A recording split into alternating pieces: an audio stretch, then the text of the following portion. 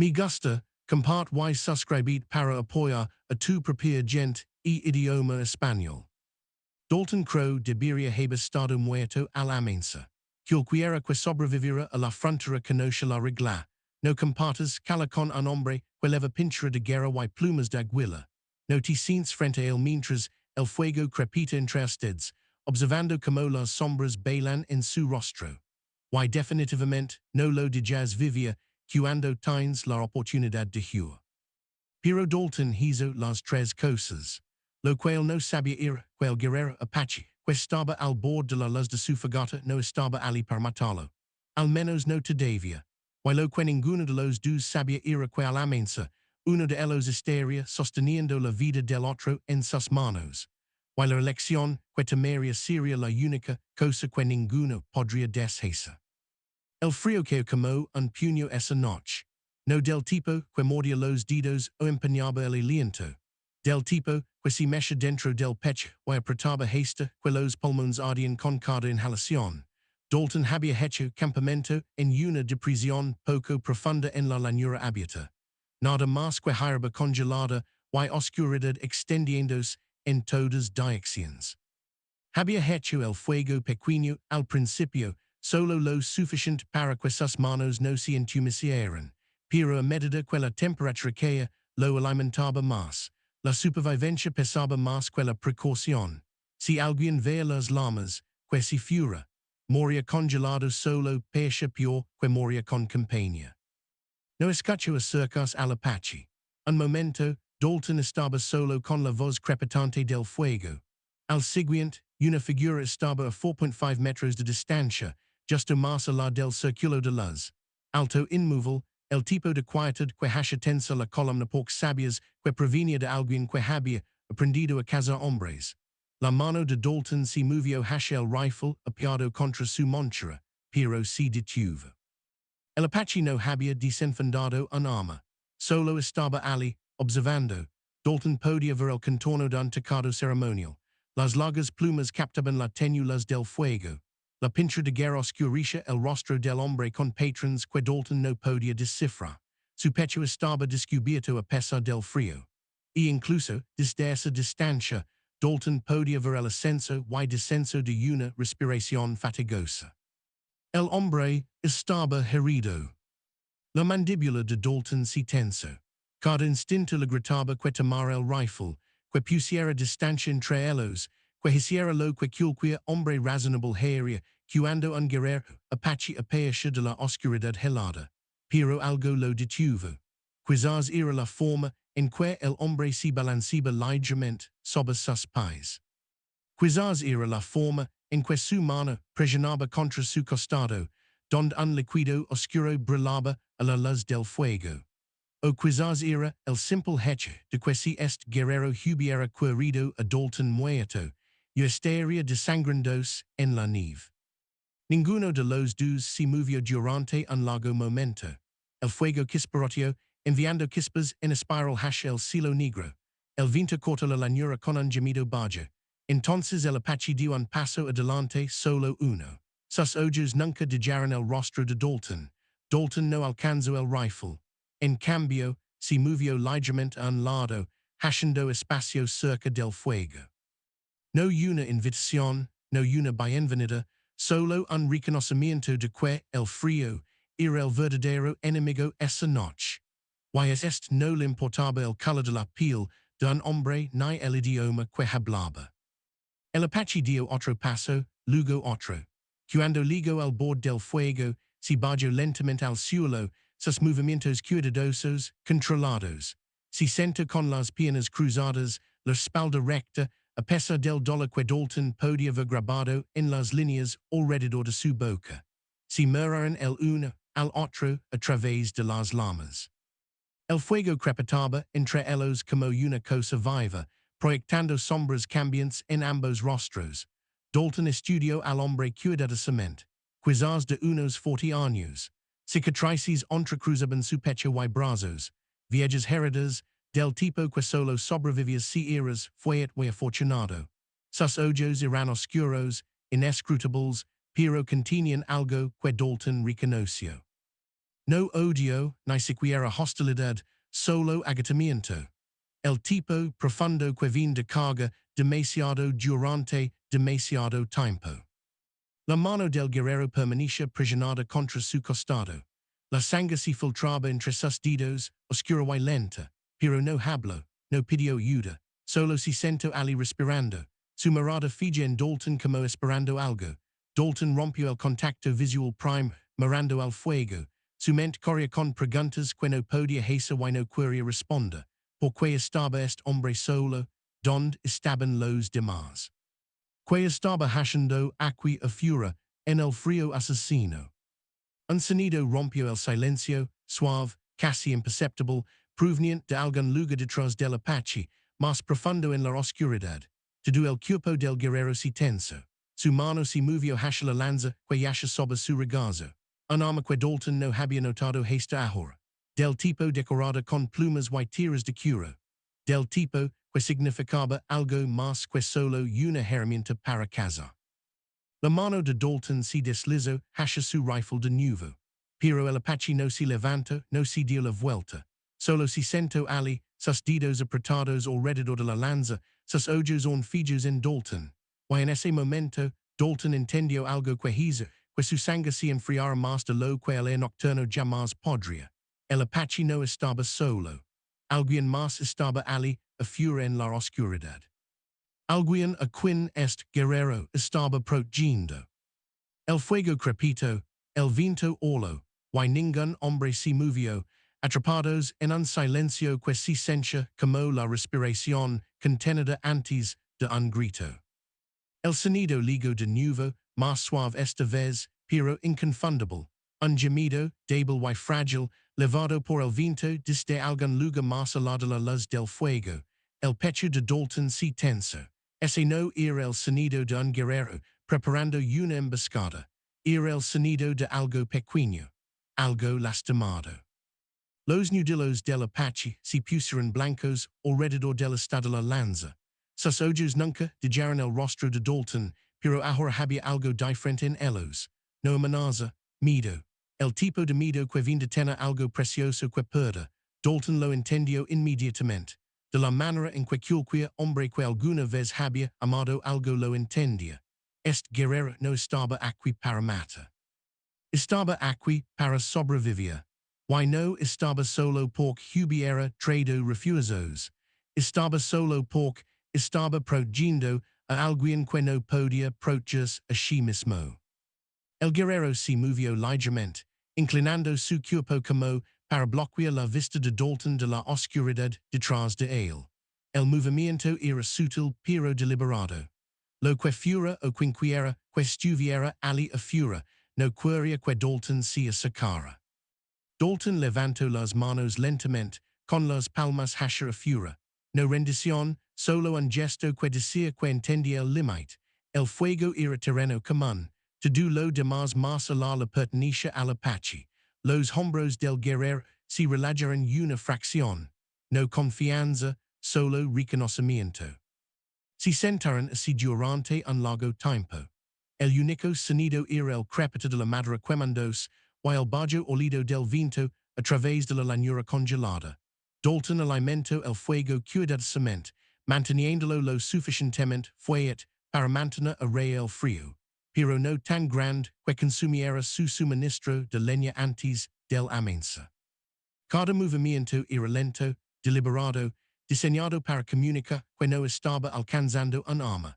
El Apache lo observaba con la intensidad de un hombre que había pasado toda su vida leyendo el peligro en pequeños detalles. Cada vez que Dalton se movía, esos ojos oscuros lo seguían, pero la lanza permanecía sobre el regazo del guerrero.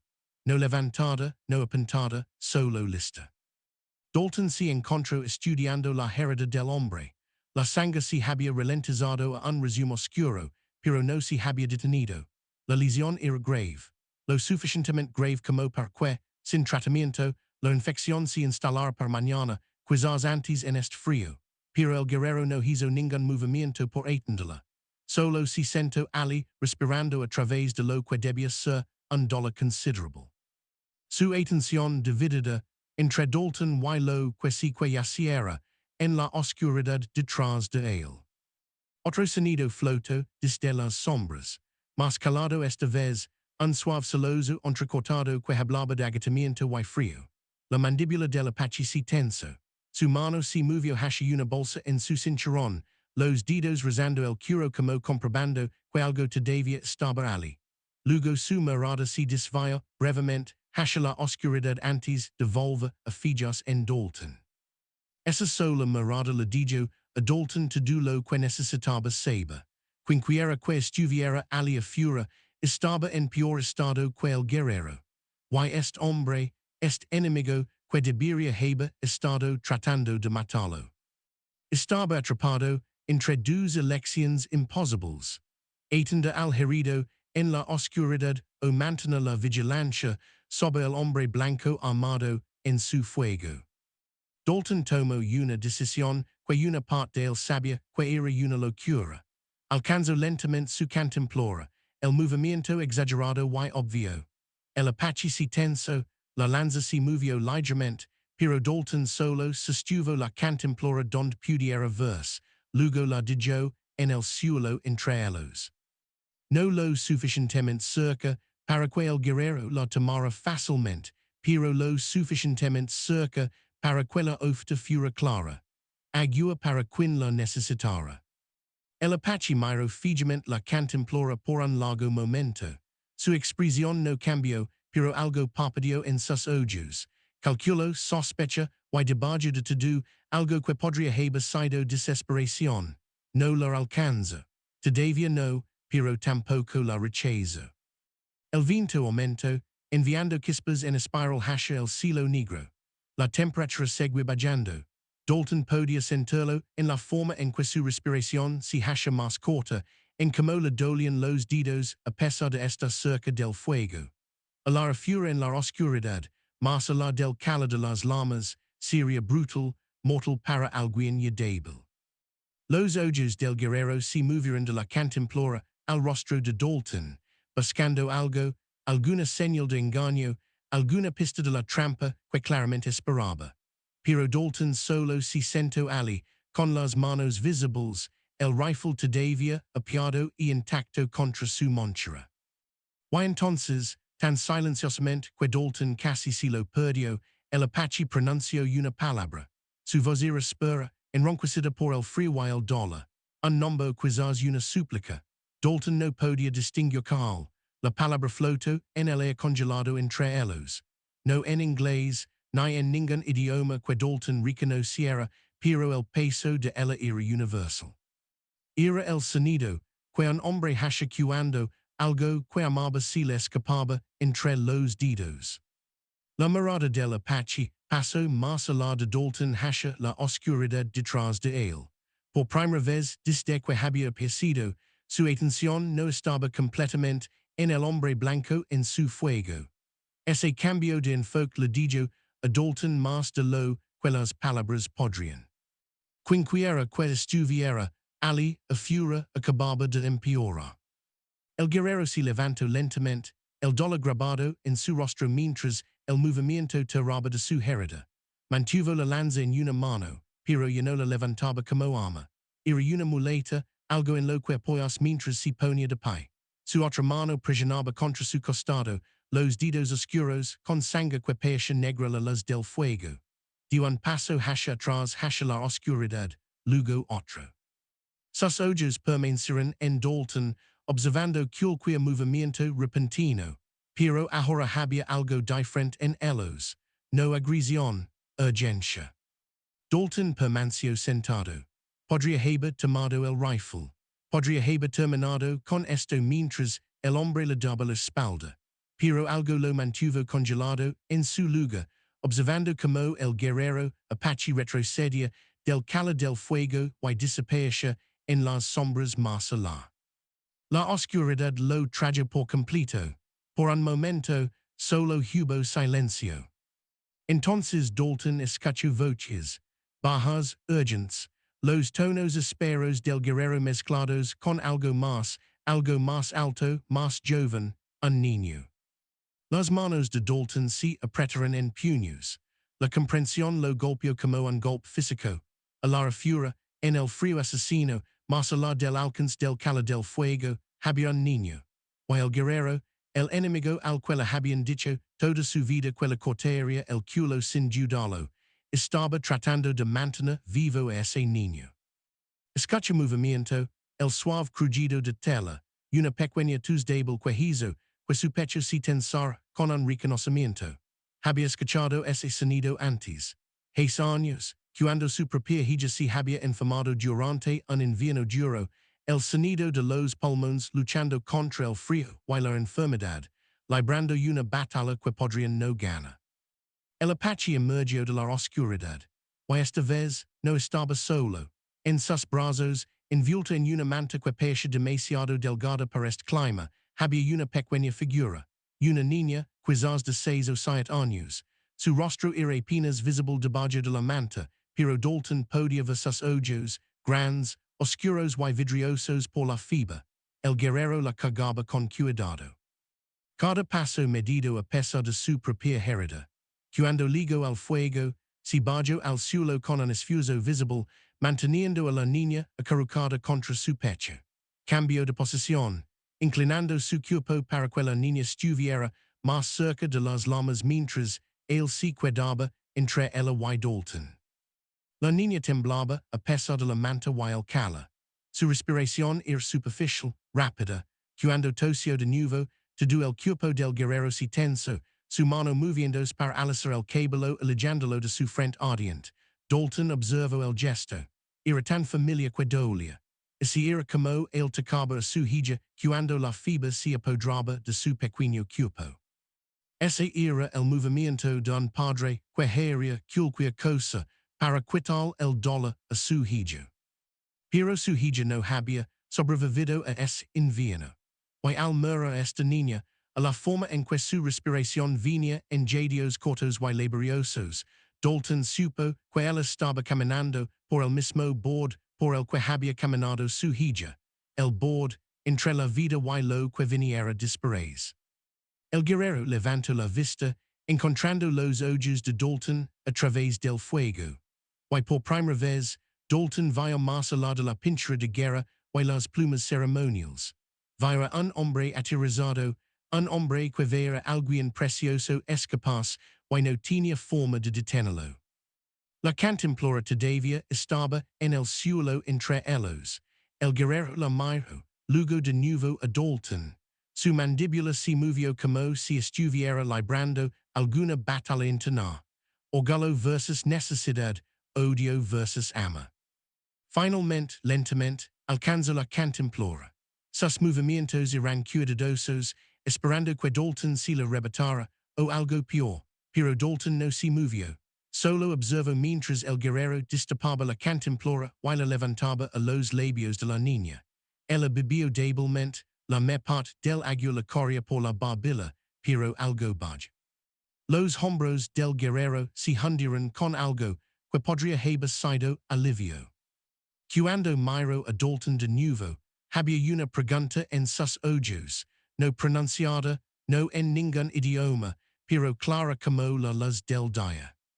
Esta niña se estaba muriendo.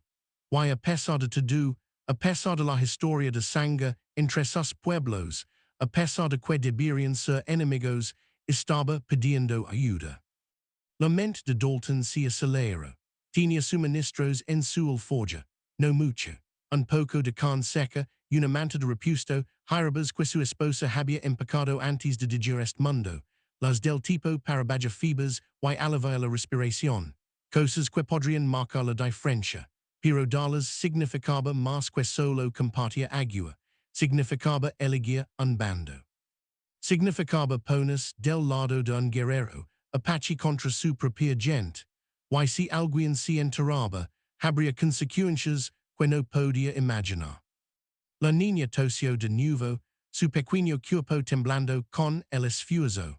La mano del guerrero se apretó en la lanza, pero sus ojos permanecieron fijos en el rostro de Dalton. Dalton se movió lentamente, deliberadamente, manteniendo sus manos donde el guerrero pudiera verlas. Alcanzó su alforja y la cercó, el cuero desgastado y suave por años de uso. El Apache se tensó, la lanza si movio ligeramente, pero Dalton lo ignoro. No iba de ya moria a niño pormido, orgullo o el peso de una historia que ninguno de los dos había escrito.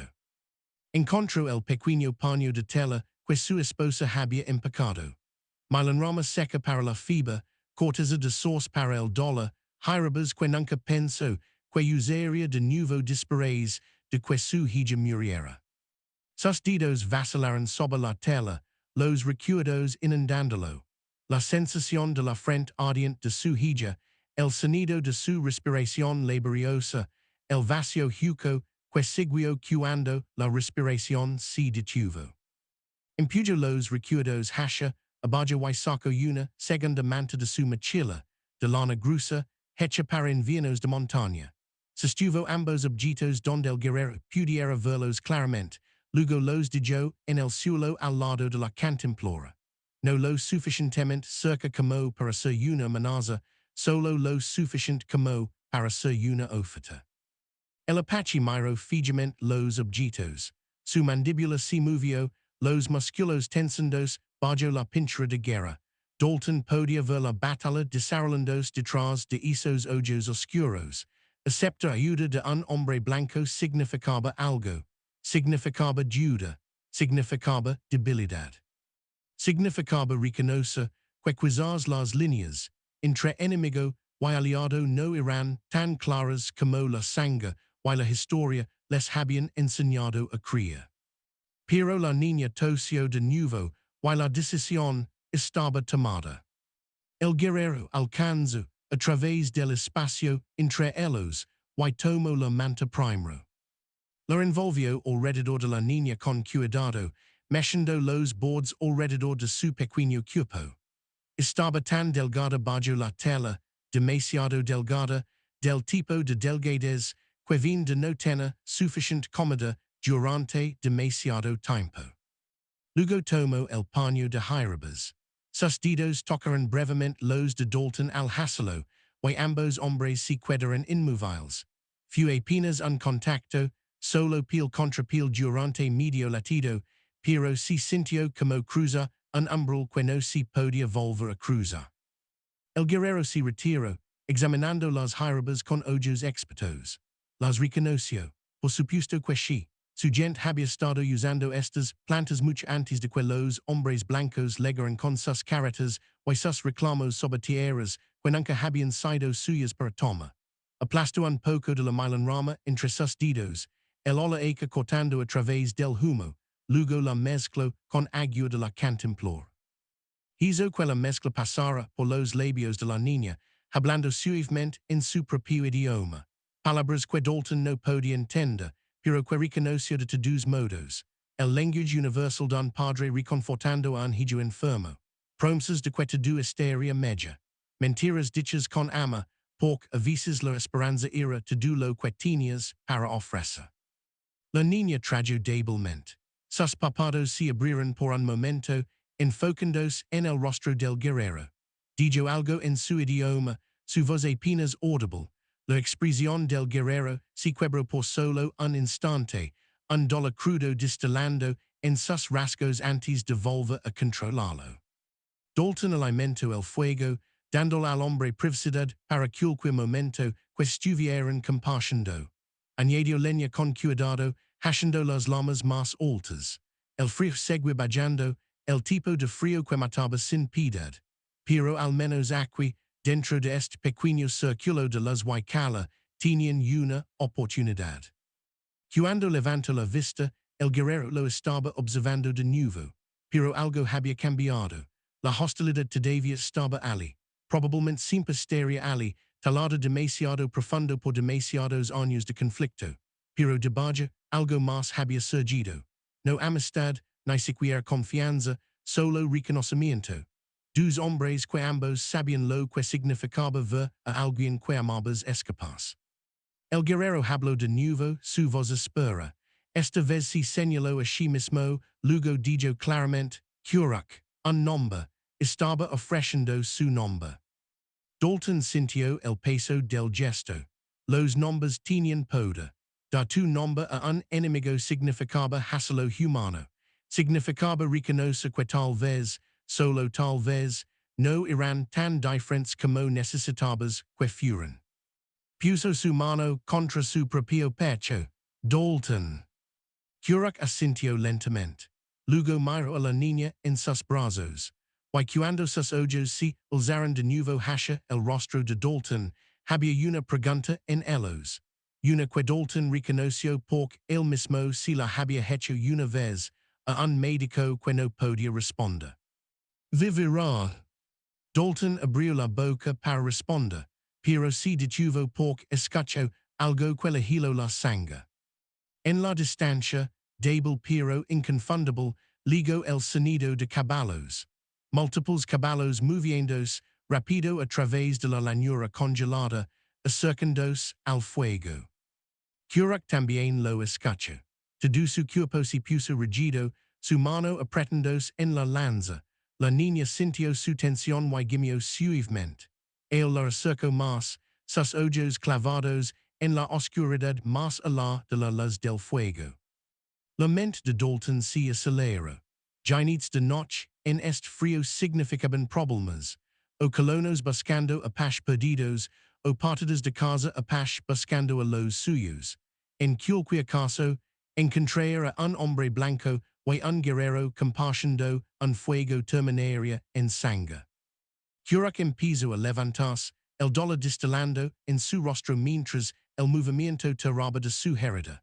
Se estaba preparando para huir, para levar a la niña y desaparecer de nuevo en la oscuridad congelada. Pero Dalton podía ver lo que el guerrero no podía admitir, no legaría lejos, no herido, no cargando a una niña enferma. El frío los mataría a ambos antes del amanecer. Dalton tomó una decisión que lo cambiaría todo. Se movió rápido, petando tierra sobre la mitad del fuego para atenuar las llamas.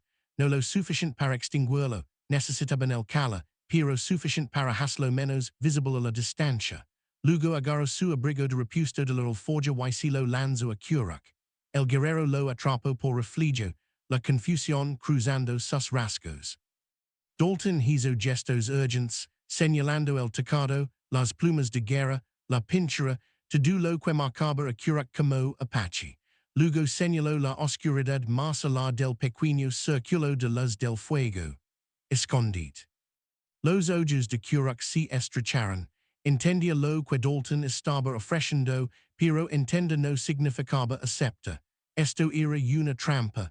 Tenía que serlo. Los hombres blancos no ayudaban a los Apache. Los cazaban. El sonido de los caballos se hizo más fuerte. Dalton podía escuchar voces ahora, ásperas y fuertes. Hombres que habían cabalgado duro y estaban buscando algo o a alguien. Dalton fijó la mirada en Curac y hizo algo que nunca pensó que haría. Puso su mano sobre su corazón, luego lo extendió hacia la niña. No una promesa, no un juramento, solo un gesto que decía lo que las palabras no podían. No dijaré que la pace nada asterisk. La mandíbula de Curac se apretó. Cada instinto debía estar gritando que haya, pero la niña tosió débilmente en sus brazos, y él miró su rostro febril, luego de nuevo a Dalton. El tiempo quedó suspendido entre ellos, medido en latidos y el trueno que se acercaba de los cascos. Finalmente Curac se quitó el tecado. Se frotó la pintura del rostro con el dorso de la mano, embarnándola pero sin quitarla por completo. Se puso el abrigo, cubriendo la piel descubierta que lo marcaba como Apache. No era mucho un disfraz. Cualquier mirada cercana revelaría la verdad, pero en la tenue luz del fuego, desde la distancia, podría ser suficiente. Se movió al borde de la oscuridad, la niña todavía en sus brazos, y se bajó detrás de una pequeña elevación en el terreno, no invisible, pero más difícil de ver. Mantuvo la lanza cerca y sus ojos nunca dejaron a Dalton. Dalton se volvió hacia el fuego, forzando su respiración a calmarse. Tomó su rifle casualmente, revisándolo como si lo hubiera estado limpiando todo el tiempo. Solo un hombre solo en su campamento. Nada inusual. Nada que valiera la pena investigar. Los Ginetes entraron en vista. Tres de ellos. Colonos por su ropa, pero hombres duros por sus rostros. Del tipo que había visto demasiado y sobrevivido demasiado tiempo como para ser blando con nada. Si detuvieron al borde de la luz del fuego, los caballos resoplando y pifando. El ginete principal, un hombre con una barba espesa y ojos como pedernal, estudió a Dalton cuidadosamente. Su mirada recorrió el campamento, deteniéndose en la manta extra cerca del fuego, las dos cantimploras, las señales de que tal vez alguien más había estado allí. Noche fría para acampar solo, dijo el hombre. Su voz levaba un filo que no era acusación exactamente, pero tampoco amistosa. Dalton asintió, manteniendo su expresión neutral. Noche fría para cabalgar. Estamos rastreando una partida de guerra. Apache pasó por aquí y mató a dos colonos, tomó suministros. Los ojos del ginete nunca dejaron de moverse, buscando. ¿Ha visto algo? Dalton sintió la presencia de Kuruk en la oscuridad detrás de él como un peso físico. La niña estaba en silencio, pero podía imaginarla allí envuelta en mantas, luchando por respirar sin hacer ruido. Tenía una elección. Decir la verdad y verlos cazar a un guerrero herido y a una niña moribunda, o mental a su propia gente. El ginete esperaba, la mano descansando casualmente en la pistola de su cadera. Dalton lo miró a los ojos y abrió la boca para hablar. No he visto a nadie, dijo Dalton, su voz firme a pesar de la mentira que ardía en su garganta. He estado aquí desde el anochecer, solo yo y el frío. El ginete barbudo entrecerró los ojos. Se movió en su silla, el curo crujiendo. Su mirada pasó más allá de Dalton hacia los suministros cerca del fuego, la manta extra, las dos cantimploras demasiado juntas. Eso es mucho equipo para un solo hombre. Dalton se encogió de hombros, manteniendo sus manos relajadas sobre el rifle. Perdí mi caballo hace 3 días. Cargo todo lo que poseo ahora. Es una carga pesada. No era del todo mentira. Había perdido un caballo, solo que no recientemente, y no de la manera que implicaba. Uno de los otros ginetes, más joven, con una cicatriz en la mejilla, se inclinó hacia adelante. Encontramos hulas que vienen en esta dirección, recientes, pisadas de botas y marcas de arrastre como de alguien herido. El pulso de Dalton se aceleró, pero mantuvo su expresión neutral. Muchos animals por aquí, podría haber sido cualquier cosa.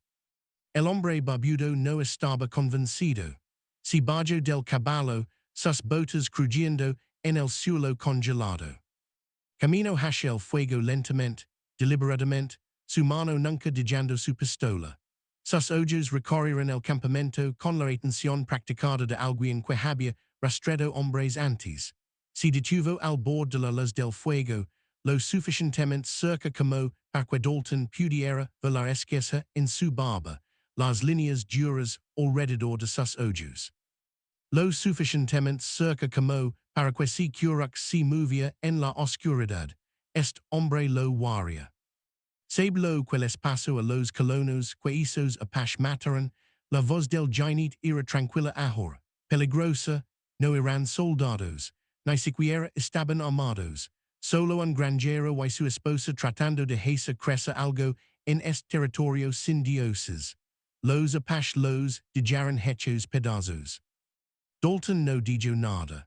Que podía decir, que la violencia fluía en ambos sentidos, que él había visto lo que los colonos hacían a las aldeas Apache, que cada muelle en esta tierra se construía sobre una base de otros muelles, que se remontaban tan atrás que nadie podía recordar quién golpeó primero. El ginete se agachó, recogiendo algo del suelo cerca del fuego. Una sola pluma de aguila, lo suficientemente pequeña como para haber pasado por alto en la tenue luz. Debía haber caído del tocado de Kuruk cuando se lo quitó. El hombre la sostuvo, girándola lentamente a la luz del fuego, su mandíbula apretada.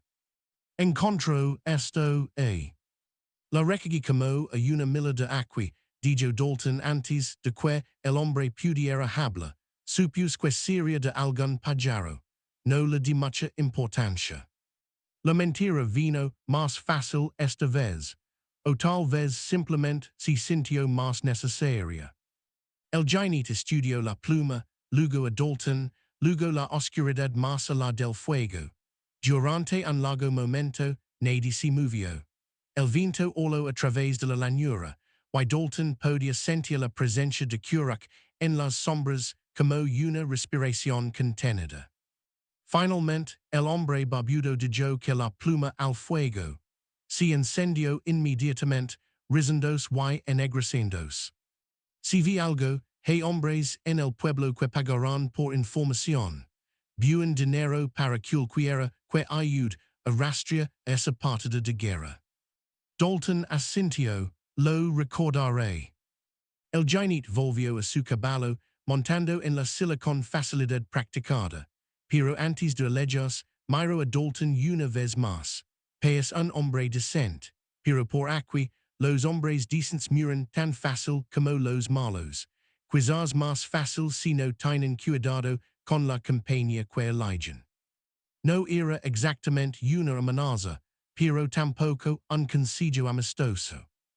Los tres jinetes giraron y se dirigieron de nuevo a la oscuridad, el sonido de los cascos de sus caballos desvaneciéndose en la noche. Dalton observó hasta que no pudo verlos más, hasta que incluso el sonido fue tragado por la distancia y el viento. Solo entonces soltó el aliento que había estado conteniendo. Kerouac emergió de las sombras lentamente, la niña todavía envuelta en mantas contra su pecho. Su rostro era inescrutable, pero sus ojos estaban clavados en Dalton con una intensidad que se sentía como un peso físico. Había escuchado todo, la mentira, la elección que Dalton había hecho, la línea que había cruzado y que no se podía volver a cruzar. Dalton se volvió hacia el fuego, removiendo los brazos para devolverles la vida. Sus manos temblaban, aunque no podía decir si era por el frío o por la magnitud de lo que acababa de hacer. Había mentido a su propia gente, protegido a un guerrero Apache, se había convertido en el tipo de traidor que los hombres cazarían si alguna vez se enteraban. Kerouac se bajó al suelo frente a Dalton, moviéndose con cuidado para no molestar a la niña dormida. La respiración de la niña seguía siendo laboriosa, pero el rubor febril se había desvanecido ligeramente de sus mejillas. Las jirabas estaban ayudando, tal vez. Durante un largo tiempo, ninguno de los dos habló. El fuego crepitaba entre ellos y la noche presionaba por todos lados, pero algo había cambiado. Alguna pared invisible entre ellos se había agrietado solo un poco. Kerouac finalmente rompió el silencio, su voz áspera pero clara. Habló en un inglés entrecortado, las palabras elegidas con cuidado. Nos salvo. Dalton negó con la cabeza, no hice nada. Mintió por nosotros. La mano de Kerouac se movió para tocar suavemente la frente de la niña. Su gente lo mataría si supiera. Dalton no lo negó. Ambos sabían que era cierto. Las horas pasaron arrastrándose. La noche se profundizó y el frío se volvió algo vivo, algo con dientes. Dalton mantuvo el fuego ardiendo, alimentándolo con cuidado de su menguante suministro de leña. Cada pieza que añadía se sentía como tiempo prestado, retrasando el momento inevitable en que amenazaría y las decisiones tendrían que tomarse. Kerouac atendió a la niña con una dulzura que parecía estar en desacuerdo con su porte de guerrero. Le dio agua cuando disputaba, le susurraba en su idioma cuando gemía. Su herida finalmente había dejado de sangrar, pero Dalton podía ver el costo de cada movimiento en las líneas de dolor alrededor de sus ojos. En algún momento después de la medianoche, la respiración de la niña se alivió ligeramente. No curada, pero luchando. Los hombros de Kerouac se hundieron con algo que podría haber sido alivio o agotamiento o ambos. Miró a Dalton a través del fuego. Ella es la hija de mi hermano. Dalton Asintio, sin confía en sí mismo para hablar. Reconoció el peso de esas palabras, la responsabilidad, el ama que venía con cría al hijo de otro como propio. Mi hermano murió hace 3 inviernos, continuó Curach, su inglés lento pero, colonos vinieron a nuestro campamento, dijeron que estábamos en su tierra. Mi hermano trató de explicar que habíamos estado allí mucho antes de que sus padres supieran que este lugar existía. Hizo una pausa, la mandíbula apretándose. No quisieron escuchar. Dalton miró fijamente las llamas. Había escuchado historias como esta antes, diferentes detalles, el mismo final, sangre empapando la tierra que ya había visto demasiada. Su madre, la esposa de mi hermano, murió el invierno pasado. Enfermedad. La mano de Curach se movió hacia el cabello de la niña, acariciándolo suavemente. Ahora solo quedamos yo y ella. Las palabras flotaron en el aire frío. Dalton entendió lo que no se decía. Esta niña era todo lo que le quedaba a Curach de su familia, su sangre, su propósito. Y se le escapaba a pesar de todo lo que intentaba hacer. Yo tuve una hija una vez, se oye decía Dalton. Las palabras vinieron sin ser llamadas, extraídas de un lugar que usualmente mantenía bien cerrado. De la misma edad que ella, quizás más joven. Difícil de recordar ahora. Los ojos de Curach se alzaron, encontrando los suyos a través de las llamas. La fiebre se la llevó un invierno, continuó Dalton.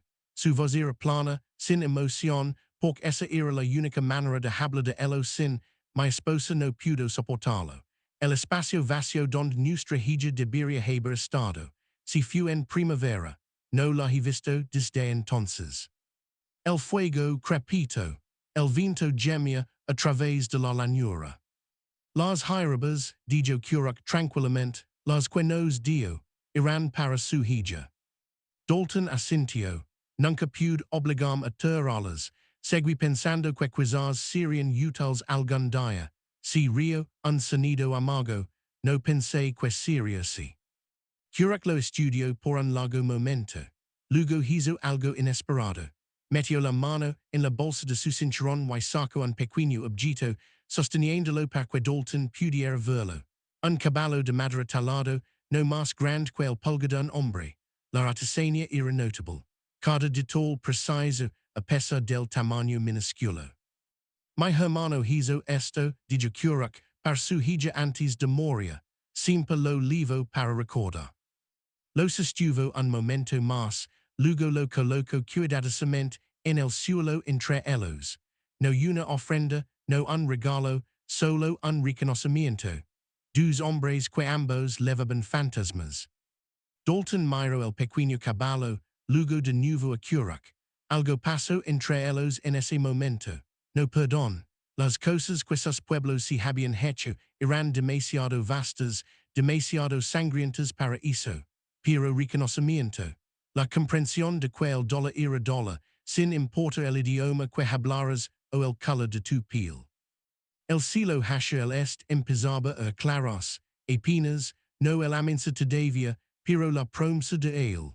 La parte más oscura de la noche estaba terminando, y con la luz que venía, todo cambiaría. Curach también lo vio. Su mano se movió hacia la lanza a su lado, y su expresión se endureció. El guerrero regresaba. El breve momento de conexión se desvanecía mientras la realidad volvía a aprisionar. Cuando salga el sol, dijo cuidadosamente, no puedo quedarme, esos hombres volverán con más, buscarán. Dalton sabía que tenía razón, pero también sabía lo que significaba. Curach temaría a la niña y desaparecería en la naturaleza, herido, con suministros limitados, y una niña enferma que podría no sobrevivir otra noche sin refugio y cala. Las probabilidades no eran buenas. Hay una cabaña, dijo Dalton repentinamente, las palabras sorprendiéndolo incluso al pronunciarlas, a medio día de cabalgada al este, abandonada, Yanadi la USA, el pozo todavía es bueno, las paredes son sólidas, podrían esconderse allí. espera aquella niña si fortelska antes de segua. Curac lo miro figament, porque mi dice esto. Dalton no tinha una buena respuesta. O quizás tinha demasiadas respuestas, y ninguna tinha sentido, en la fría luz del Amanecer que se acaba. Solo sabia que envia est, hombre y esta niña la naturaleza, amoria si sentia mal de una manera, que no podia articula. El horizonte se iluminó más. El Amanecer legaba rapido ahora, y con él, el momento prometido en cada mirada y gesto durante la noche. El momento en que se tomarían decisiones que no podrían deshacerse. Curac se levantó lentamente, con cuidado, la niña agitándose ligeramente en sus brazos. Tomó la lanza y Dalton se tensó a pesar de sí mismo. Esto era todo, el momento hacia el que todo había estado construyéndose. El sol rompió sobre el horizonte, derramando las pálidas sobre la llanura congelada. Curac estaba de pie, recortado contra el Amanecer, la lanza firme en una mano, la niña dormida y canada en su otro brazo. La pintura de guerra en su rostro estaba ahora embarnada, pero a la luz de la mañana parecía sangre seca. Dalton permaneció sentado junto al fuego moribundo. No alcanzó su rifle, no intentó ponerse de pie. Si así era como terminaba después de todo lo que habían compartido durante la noche, pues que si fuera, había tomado sus decisiones, había cruzado líneas que no se podían volver a cruzar, lo que viniera después, si lo había ganado. Los ojos de Curac sostuvieron los suyos por un largo momento. Luego, lentamente, deliberadamente, dio un paso adelante y clavó la lanza en el suelo congelado entre ellos. El asta se mantuvo erguida, las plumas agitándose en el viento matutino, no levantada como arma, sino plantada. Un límite. Una declaración. Dalton miró fijamente la lanza, la comprensión inundándolo. En la tradición Apache, un guerrero plantaba su lanza para marcar tierra sagrada, para declarar la paz, para honrar una deuda que no podía pagarse con palabras. La voz de Curac era tranquila pero clara en la quietud. El nombre de mi hermano era Nishoda. Murió hace 3 inviernos cerca del asentamiento del río. El pecho de Dalton se tensó. Conoce ese asentamiento. Había estado allí hace 3 inviernos, ayudando a reconstruir después de lo que todos llamaron una incursión Apache, pero había habido rumores entre los colonos, historias sobre lo que realmente había pasado, sobre hombres que habían corrido la tierra Apache junto al río. Hombres que habían provocado un enfrentamiento y luego alegaron legítima defensa cuando empezaron a caer cuerpos. Conozco el lugar, dijo Dalton, su voz espera. Los hombres que lo mataron, continuó Curac, los rastreé durante 2 temporadas, encontré a 3 de ellos, les hice responder por lo que hicieron, su mandíbula se apretó, pero había otros, hombres cuyos rostros Roman 6 ese día, pero cuyos nombres no supe. Metió la mano en su bolsa y sacó un pequeño pedazo de tela manchado. Lo sostuvo donde Dalton pudiera verlo. Era un fragmento de una camisa, rasgado y oscurecido con sangre vieja, pero visible en un bord había un bordado partial, un nombre, o parte de uno. A Dalton se le heló la sangre. Reconoció ese bordado. Su esposa había hecho trabajos similares para la mitad de los hombres en su asentamiento, ganando dinero extra marcando su ropa con nombres para que no se mezclaran en el lavado comunitario. Uno de esos hombres, dijo Curac, observando cuidadosamente el rostro de Dalton, llevaba una camisa marcada por la mano de una mujer blanca. Guardé este pedazo. Pensé que algún día podría encontrar quien la hizo. Encontrar a los últimos hombres que mataron a mi hermano. La implicación flotó en el aire entre ellos. Dalton podría haber sido uno de esos hombres, podría haberlos conocido, podría haber estado allí mientras planeaban lo que iban a hacer, incluso si no había estado allí, si había beneficiado de ello. La tierra junto al río se había dividido entre los colonos después de que los Apache fueron expulsados. Buena tier, featil, por lo visto, valia la pena mata por ella. Yo no estaba ali, dijo Dalton, era la verdad, pero si sencha huca, pero conocer hombres que sí, sabia lo que hicieron, aunque nadie lo diga en voz alta. Curac asintió lentamente, como si esto confirmara algo que sospechaba. Cuando lo Roman sixa usted esta noche, con su fuego, pensé que quizás era uno de ellos. Pensé que quizás esta era mi oportunidad para justicia. Su mano se movió para tocar suavemente el cabello de la niña, pero ella se estaba muriendo. Why usted hizo una pausa, buscando palabras. Le dio vida cuando pudo habam quitado la mía. Tomo el caballo de madera, quella había mostrado a Dalton antes, y lo coloco en el suelo junto a la lanza plantada. Luego tomo el fragmento de tela y lo dijo que en las brasas del fuego. Se encendió inmediatamente, rizendos y ennegreciendos, el nombre bordado desapareciendo en humo y cenizas. Vine aquí por venganza, dijo Curac tranquilamente. Pero la hija de mi hermano necesita más que un tío muerto y justicia vasha. Necesita a alguien que viva lo suficiente para criarla. Dalton entendió lo que no se decía. Curac estaba eligiendo diálogo no perdón, no absolución para los hombres que mataron a su hermano. Solo una elección para romper el ciclo antes de que consumiera lo poco que le quedaba. El sol subió más alto, calentando el aire congelado en grados imperceptibles. Curac levantó a la niña de forma más segura en sus brazos y sacó la lanza del suelo. Pero esta vez, cuando la sostuvo, no era un arma. Era solo un bastón, algo en lo que apoyas. Miró a Dalton una última vez, la cabaña de la que habló, a Rey Ali. Cuando él esté más fuerte, digamos este territorio, encontraremos a nuestra gente lejos de aquí. Empezamos de nuevo.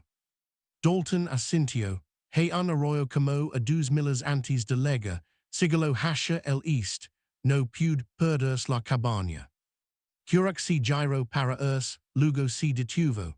Su hija dijo, sin mirar atrás, estaría orgullosa de lo que hizo esta noche. Las palabras golpearon a Dalton más fuerte que cualquier arma podría haberlo hecho. Su garganta se apretó y por un momento no pudo hablar.